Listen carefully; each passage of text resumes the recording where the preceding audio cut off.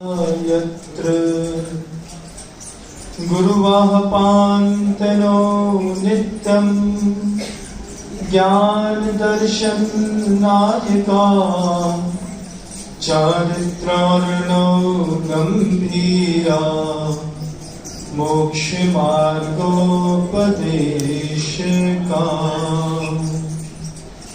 अहिंसा परमो धर्म की आचार्य भगवंत गुरुदेव श्री विद्यासागर जी महाराज जी, वर्तमान आचार्य परमेष्ठी मुनिराज श्री समय सागर जी महाराज, छत्रपति नगर के मूल नायक श्री भगवान की।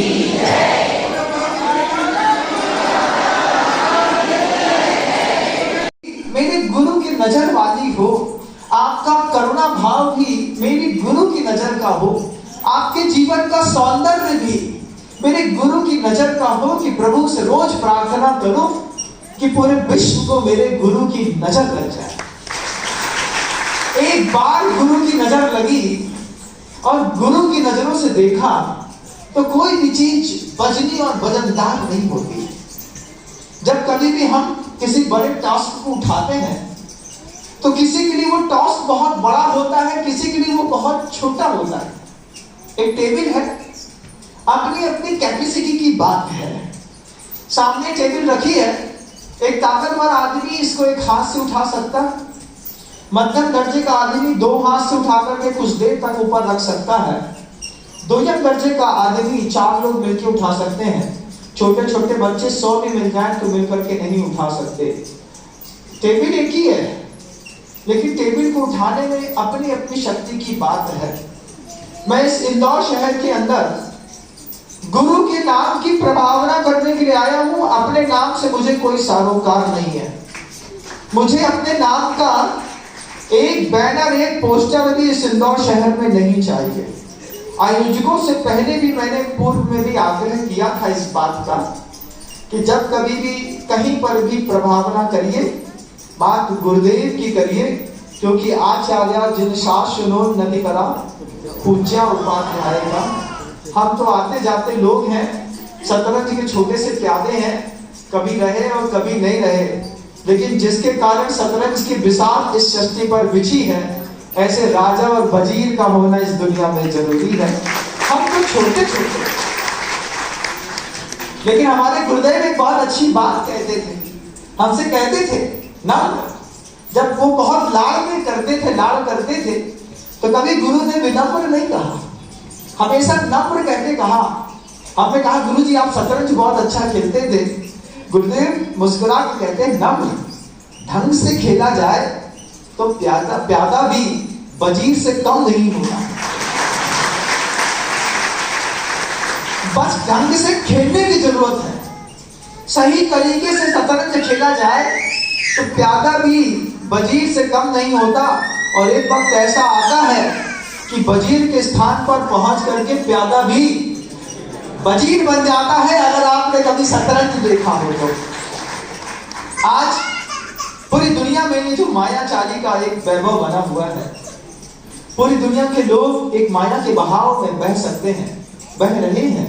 एक ड्रामेटिकल फ्रेम बनाया हुआ है, सब पपेराजी का काम है, पपेराजू कहते हैं उसको। पहले से मीडिया मेंटेन होता है, उसका एक अलग आनंद होता है। प्रबंधन के क्षेत्र पर मैं बहुत कमजोर हूं, मैंने पहले भी कहा, अभी फिर कहता हूं। मैं गाथाएं तो पूरी मुझे कंठस्थ है, मैं यहां से सुना दूंगा, उसकी व्याख्याएं मैं यहां से कर दूंगा, लेकिन मेरी गाथाएं जो बड़े बड़े आचार्यों की थी वो मुझे कंठस्थ है और मेरा गुरु मुझे हृदयस्थ है।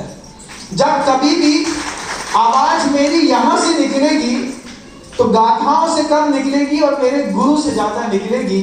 आपको लगे कि मेरे और मेरे गुरु के साथ आप चातुर्मास कर सकते हैं तो एक बार अनुमोदना करिएगा।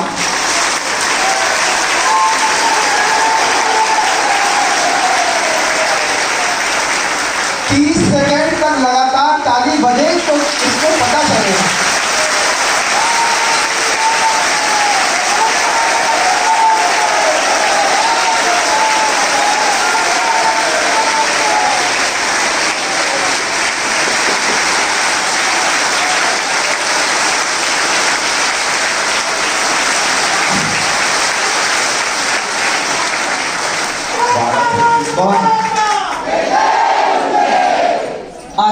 परमेष्ठी हमसे हमेशा कहते थे, जब कहूंगा अपने गुरु की बात करूंगा, क्योंकि मैं तो बहुत बौना और बौरा आदमी हूं, मेरे मुख से शब्द मेरे गुरु के निकलते हैं।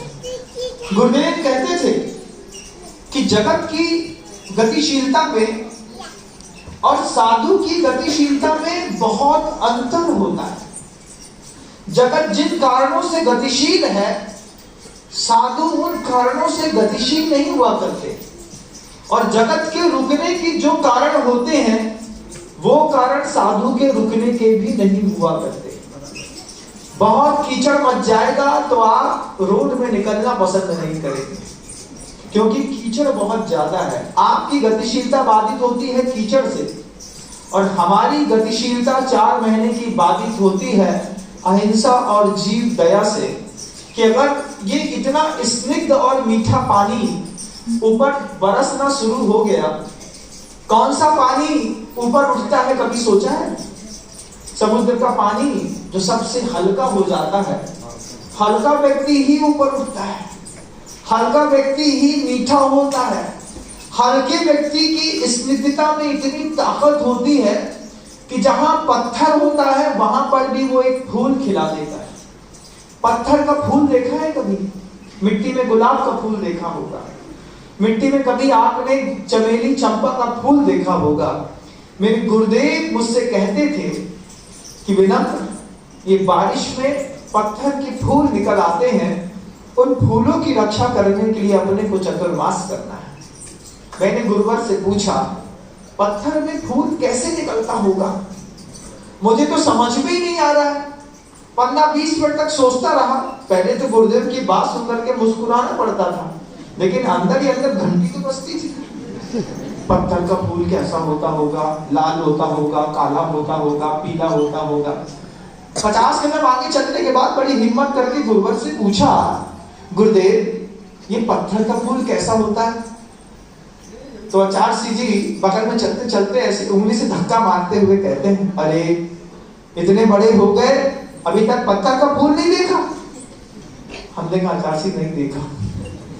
तब गुरुदेव कहते हैं, ये जल जो बरसता है, इस बरसते जल से उस पत्थर के ऊपर जो काई लग जाती है, वो काई पत्थर का फूल है, जिसको मिट्टी नहीं मिलती, जिसको कभी खाद नहीं मिलती, सिर्फ पानी मिलता है और वो फूल खिल जाता है। उस पत्थर के फूल की भी रक्षा करना है, इसलिए साधु संतों का चातुर्मास है, कहीं भी कर लेंगे। मेरे पास सिर्फ मेरे गुरु की स्मृति के खजाने हैं। आत्मा की बात तो हो सकता है मैं थोड़ा कम करूं, लेकिन गुरुदेव की बात मैं भरपूर करूंगा। सुबह भी करूंगा और शाम को भी करूंगा, क्योंकि रोम रोम में समाये है वो। जब थे तब भी और जब नहीं है इस शरीर को लेकर के, तब भी गुरुदेव रक्त के प्रवाह के साथ आंखों में विराजमान है, हृदय में विराजमान है, मस्तिष्क में विराजमान है। एक बार फिर अपने गुरु से और गुरुओं के भी गुरु से कहूंगा, दादा गुरु ज्ञान सागर जी महाराज जी से, वीर सागर जी, शिव सागर जी, शांति सागर जी महाराज जी से भी प्रार्थना करूंगा, इस चातुर्मास में जहां तक ये संवाद मेरा पहुंचे, वहां तक के लोगों को मेरे गुरु की नजर लग जाए। बस एक बार नजर लग जाए, और ये नजर लग जाए कि मेरे गुरु अहिंसा की प्रभावना, स्थायी प्रभावना। बहुत सारे चातुर्मास हो रहे हैं इस इंदौर नगर के अंदर, बहुत सारे। यही मेरे सराउंडिंग 1 किलोमीटर के डाइस एरिया में ही कहते हैं 4 या 5 चातुर्मास हो रहे हैं।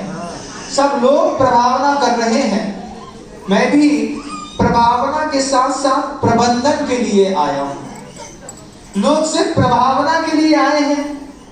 उन्होंने मंच पर कह भी दिया है कि मैं प्रभावना के लिए आया हूं, लेकिन मैं प्रभावना के साथ प्रबंधन के लिए भी आया हूं, स्थायी प्रबंधन के लिए आया हूं। 2-4 महीने की प्रभावना करके साधु चला जाएगा, लेकिन आपने अगर समर्थन दिया तो जिन शासन की प्रभावना और प्रबंधन अगले 3000 साल तक एक चातुर्मास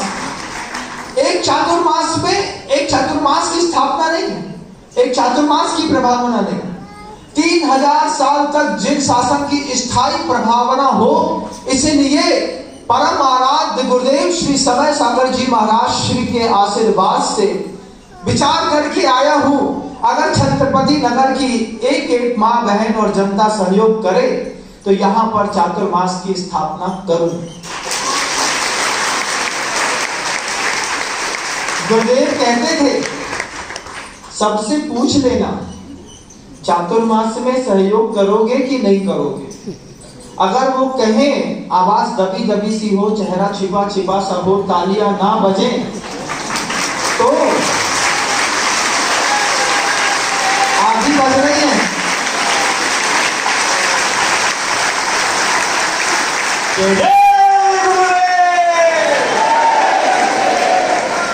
मेरे पास ऑप्शन बहुत है।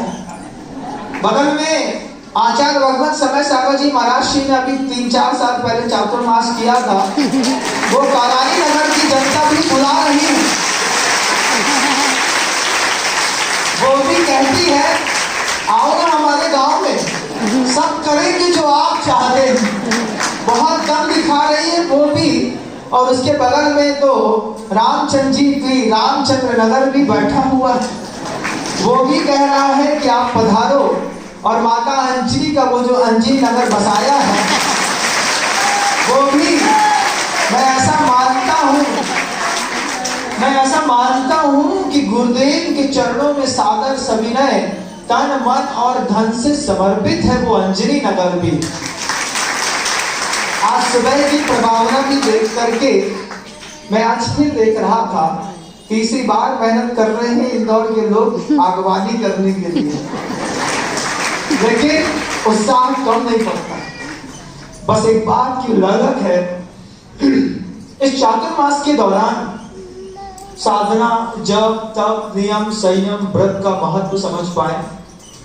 चातुर्मास भावनाओं का होता है और भावनाएं कई प्रकार की होती है, लेकिन अपनी तो भावना बस एक है कि गुरुदेव की नजरों में जो इंदौर बसा था, गुरुदेव ने अपनी नजरों से जो इंदौर देखा था, अपनी नजरों से जो गुरुदेव इंदौर में चाहते थे, गुरुदेव के जो संकल्प थे, इस चातुर्मास में हम सब एक सामर्थ्य पैदा करें कि अपने गुरुदेव के उस पावन पवित्र संकल्प को पूरा करने के लिए अपना तन मन और धन लगाएंगे, लेकिन जान सुरक्षित रखेंगे। महाराज जान सुरक्षित रखेंगे। बहुत सारी कौमें हैं जो अपने धर्म की रक्षा करने के लिए बंदूकें उठाती हैं। बहुत सारी कौमें हैं जो अपने धर्म की रक्षा करने के लिए जिहादी तैयार करती हैं, बम खरीदती हैं, RDX खरीदती हैं। बहुत सारी कौमें हैं जो धर्म की रक्षा करने के नाम पर 12, 14, 15, 16, मैं आप सबसे कहता हूं 4 महीने धर्म के साथ जीने का प्रयास करो। धर्म के लिए मरो मत, धर्म के लिए जियो, क्योंकि तुम्हारे जिंदा रहने से ही धर्म जीवित रहने वाला है। 4 गोली खा करके अगर किसी कहीं पर लेट गए तो क्या धर्म, क्या खाक जीवित होगा? इन मकानों में धर्म नहीं रहता। आचार्य भगवंत ने कहा है, न धर्मो धार्मिक बिना, धार्मिक व्यक्ति ही नहीं रहा तो धर्म कैसा। और 4 महीने अगर आप चाहते हैं कि वास्तव में धर्म ध्यान करना है, तो पहला तो एक संकल्प करना पड़ेगा सबको। करेंगे कि नहीं? आओ बोलो, किसका है हाउ? ये गुरुदेव का हाउ है। सबसे पहले नियम ले लो, अपने जेब में पर्स रखें या नहीं रखें, पैसा रखें या नहीं रखें, 4 महीने चातुर्मास की स्थापना के साथ एक माला जरूर रखेंगे। कहां रखेंगे? जेब में 108 मनके की एक माला जरूर रखेंगे। जब कभी भी मौका मिलेगा, नमोकार मंत्र की नहीं तो गुरुदेव की ओम ह्रीम श्रीम क्लीम 108 आचार्य गुरुदेव श्री विद्यासागर जी मुनिंद्राय नमः, या तो ये मंत्र ले लीजिए, नहीं तो बड़े बाबा का ले लीजिए, नहीं तो नमोकार मंत्र ले लीजिए। अगर वास्तव में धर्म की प्रभावना करनी है तो 4 महीने का एक अभ्यास करिए शुरुआती दौर पर कि मेरे पर्स पर, मेरे पैंट की जेब पर, मेरी गाड़ी के डैशबोर्ड पर एक अच्छी सी माला जरूर रखी रहेगी। अपने कार के पीछे की जो सीटें होती हैं उसमें भी 2 स्टैंड प्लास्टिक के चिपका करके 2 माला टांग देना। और जब कभी भी कार में बैठना तो ईलू ईलू के गाने सुनने से अच्छा है कि लोगों से बोलना, क्या बोलना, लोगों से बोलना जैन शासन का चातुर्मास चल रहा है और इस 4 महीने में हमने एक कलश की स्थापना करी है विनम्र सागर जी महाराज जी के चरणों पर, और संकल्प लिया है 4 महीने गाड़ी में गाने नहीं सुनेंगे, गाड़ी में बैठने के बाद सिर्फ नमोकार मंत्र की माला फेरेंगे। प्रभावना का तरीका है, अगर समझ में आ जाए तो। शासन को उन्नत बनाने का तरीका है। जेब में माला मिलेगी, स्टेशन पर खड़े मिले, गाड़ी लेट है, नमो रेंताणम, नमो सिद्धाणम, नमो आइडिया, नमो वज्जाणम, नमो लोइस तत्वसाहुणम। कार में बैठते साथ ही 8 सीटर गाड़ी है, सबकी सीट के सामने आपकी सीट की बैक पर एक स्टैंड लगा करके एक माला लगा दो और माला की फोटो खींच करके व्हाट्सएप पे डाल दो। अपने काले पीले चेहरे डाल करके कौन सी प्रभावना कर लेते हैं? कौन सी प्रभावना? मैं कहता हूं हर बात, इस बार भी कहूंगा, चातुर्मास के दौरान उपदेश, उद्बोधन, संवाद सुनते सुनते आपके चेहरे का रंग बदले या ना बदले, लेकिन आपके जीवन जीने का ढंग जरूर बदल जाए। और ढंग बदलने का पहला पुरुषार्थ करिएगा। आप माला भले मत फेरिए, लेकिन माला की उपस्थिति दर्ज कराइए। सबसे पहले आपकी कारों में, सबसे पहले आपकी जेब में, सबसे पहले आपकी डाइनिंग टेबल पर जब भोजन को लिए लेट हो रहे हो तो 36 मनके की एक माला 4 कायु सर्ग वाली। क्या है? बैठो, ला रहे हैं तो चेहरा तमतमा जाता है। कैसे तमतमा जाता है? नहा लिया, धो लिया, सब कर लिया, पता नहीं है कि नहाने के बाद 1 मिनट में यहाँ जाता है। 4 महीने का संकल्प करते हैं, डाइनिंग टेबल में बैठने के बाद चिल्ला करके भोजन नहीं मांगेंगे। उसने अगर एक बार कह दिया ला रहे हैं तो कम से कम 108 मन का ना सही 36 मनके की माला डाइनिंग टेबल पे रखो और 36 बार नमोकार मंत्र पढ़ो। उतनी देर में थाली नियम से आ जाएगी, मेरा आशीर्वाद है। प्रभावना के 1000 तरीके हैं, बस दिखाई देते हैं, समझ में आते हो। आचार्य भगवंत ने आशीर्वाद दिया। रेवती रेंज में आज से 5 साल पहले एक जिनालय बनाने का। जिनालय सिर्फ जिनालय नहीं है, जिनालय के पीछे कितने लोगों का दर्द छिपा है ये भी देख लीजिए। जब आप कभी भी रांची के पास रोह नाम का एक गांव है, वहां जाइए। आप कभी भी जगदलपुर के नक्सलाइट एरिया में दल्ली राजहरा से केसकाल की घाटी होकर के जाइए। आप कभी भी जयपुर से छूट करके दिल्ली के हाईवे पर गांवों के अंदर जाइए। आज भी ऐसे लोग हैं, तन ढकने को महिला के पास सिर्फ एक साड़ी है। एक साड़ी, एक साड़ी कैसे पहनती होगी 365 दिन? सोचा है कभी? सोचो कैसे पहनती होगी, कब धोती होगी, कब पहनती होगी, कब सुखाती होगी। ये मंदिर के जिनालय के बीच में पूज गुरुवर की नजरों में था कि मंदिर के निमित्त से जब 1000-1500 श्रमिक वर्ग वहां पर काम करेंगे तो आपके इस पवित्र पुण्योपार्जित धन का सदुपयोग मानव सभ्यता के अहिंसा के विकास में होगा।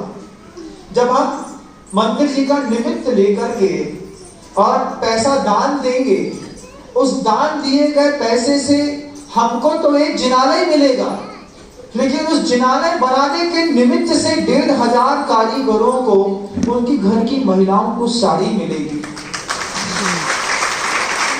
उन 1500 श्रमिकों के घर के अंदर दिया जलेगा प्रभु के नाम का, रोटी खाने मिलेगी।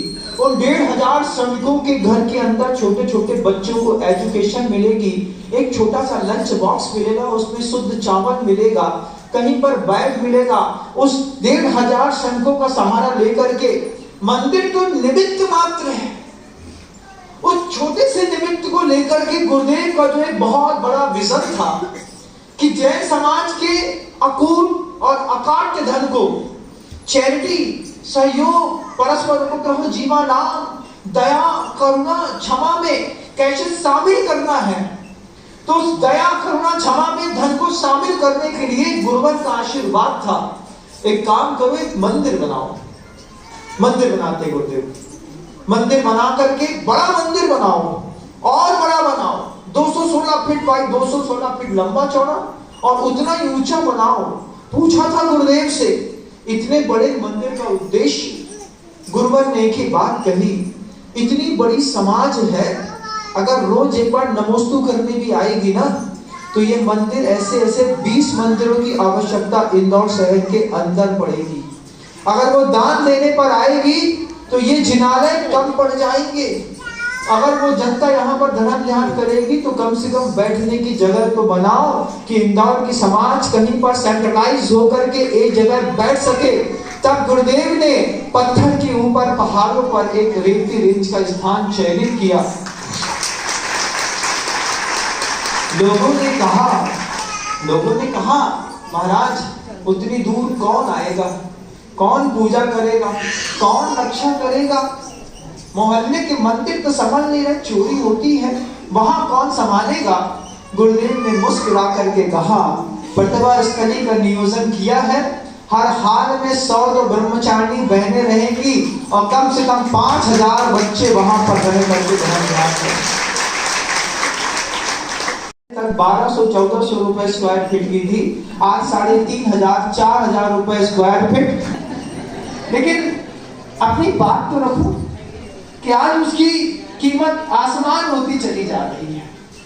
उस आसमान होती हुई कीमत में अभी पूरे दयोदय परिवार, जिसमें छत्रपति नगर की सबसे अहम भूमिका है, इस छत्रपति नगर के सहयोग और दयोदय परिवार के सहयोग से अभी 2.5 एकड़ जमीन और खरीद ली है कि जिसमें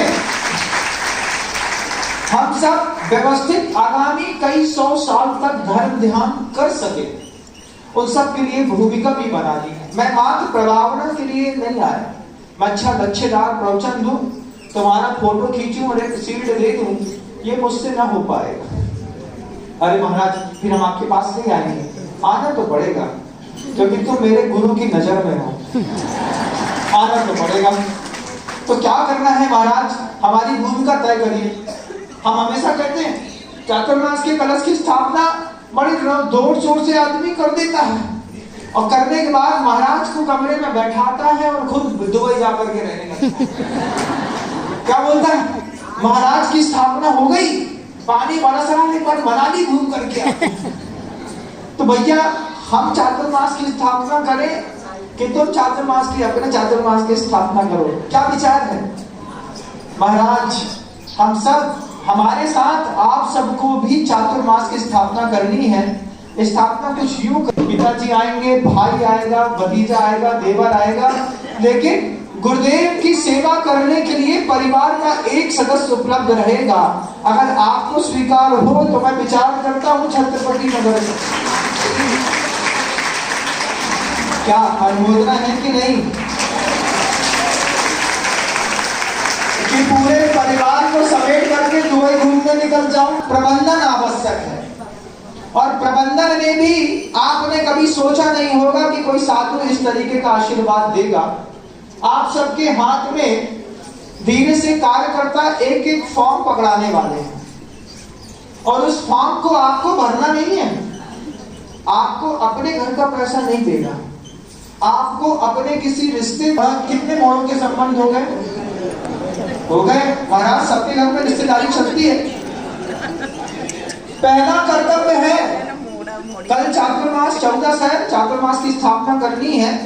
आप लोगों को सिर्फ 20 मिनट मेहनत करनी है। अभी घर जाने के बाद 12 बजे से पहले मेहनत करनी है।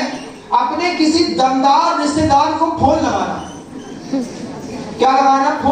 आकर के बोलना, विनम्र सागर जी महाराज का चातुर्मास हो रहा है, उन्होंने कह दिया है तुम्हारे रिश्तेदार के दम पे चातुर्मास करेंगे, अगर तुम्हारी अनुमोदना हो तो। और फिर क्या करना है, जितने लोग सुन रहे हैं कि नहीं, सब गुरु की नजरों में हो, ध्यान रखना, ऊपर से देख रहे हैं गुरुदेव। पहला साधु होगा जो इंदौर में पैसा आपसे नहीं मांग रहा, पहले आपके रिश्तेदारों से मांग रहा। एक एक फॉर्म लो, एक एक फॉर्म लेकर के अपने घर जाओ, फूफा होंगे, मौसियां होंगे, कुंडली में कितने लोगों के नाम छापे थे, कितने के मामा पक्ष है, फूफा का पक्ष है, जीजा जी है, दीदी है, बहनोई है, नंदोई है, पता नहीं कौन कौन से मंडलोई है, पता नहीं क्या क्या। हम तो रिश्तेदारी की परिभाषा कर नहीं समझते। अपनी कुंडली में देखना, 4 मामा 3 फूफा,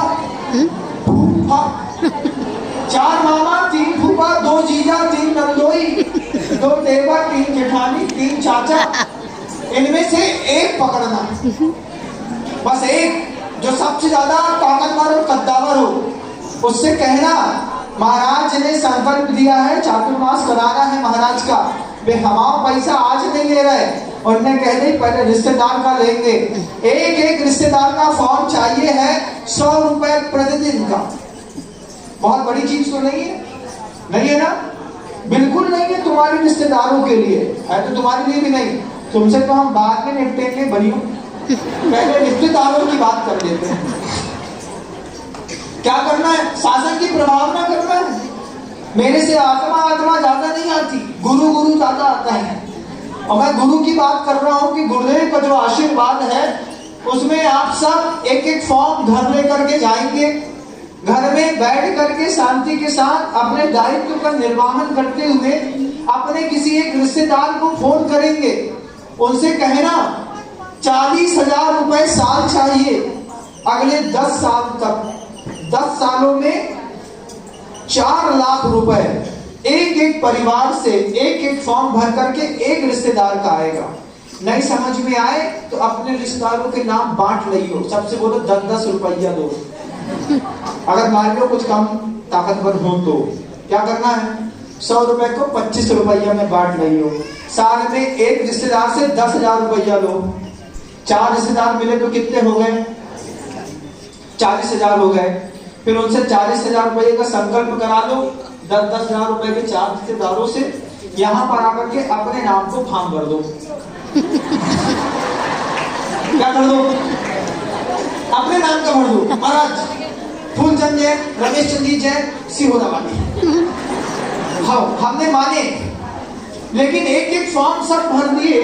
जितने लोग यहाँ पर दिख रहे हैं, इन माँ बहनों की, इन पुरुष वर्ग की क्या ताकत है आपको बताएं कि आप सबने अगर पूरा का पूरा फॉर्म भर दिया, जितने लोग को मैं बोल रहा हूँ, 10 वर्षों में 10 सालों में 4 लाख रुपए से रिश्तेदार से निकालो। सबसे पहले रिश्तेदारों से 4 लाख रुपए निकल गए, 7 के 40,000 और फॉर्म सबमिट हो गए। जितनी जनता यहाँ पर दिख रही है, आचार्य जी ने रेवती रेंज के लिए जो मंदिर बनाने के लिए कहा था, आप सबके सिर्फ 100 रुपए के समर्पण से 25 किलो सोने का कलश बन करके तैयार हो जाएगा।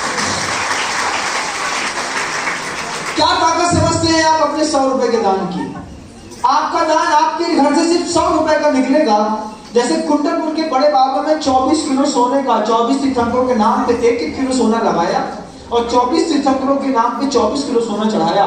ऐसे ही 25 किलो सोने का कलश को यहाँ की बैठी हुई जनता अभी बाती भावना के साथ प्रबंधन भी चाहिए। हम अपनी कार में बैठेंगे तो नमोकार मंत्र पढ़ेंगे, लेकिन हम अपने किसी व्यापारी से, अगर वो जैन है और जैन व्यापारी से कभी भी संबंधों की लेन देन की बात करेंगे, उससे भी एक बार बोलेंगे भैया बहुत ज्यादा तो नहीं, लेकिन 100 रुपए तुम भी दे दो तो बहुत अच्छा रहेगा। अगर आप सबने ये ताकत दिखाई, सुन करके सिर्फ खाली हाथ वापस नहीं लौटे, तो छत्रपति नगर अकेला काफी है पूरा का पूरा सर्वतोभद्र जिनालय बनाने के लिए। 183 मंदिर में जाने की विनम्र सामर्थ्य को जरूरत नहीं है। और अगर आपने समर्थन नहीं दिखाया तो ठीक है, चतुर्मास की स्थापना कहीं भी कर लेंगे। क्या कर लेंगे महाराज? अरे तुम्हारे धर्मशाला के कोई कमरा में बैठ के कर लेंगे, कोई दिक्कत नहीं। वैसे भी हमने विचार बनाया है कि कल 14 है, 14 के दिन मुनि संघ उपवास के साथ अपने चातुर्मास की स्थापना करेगा।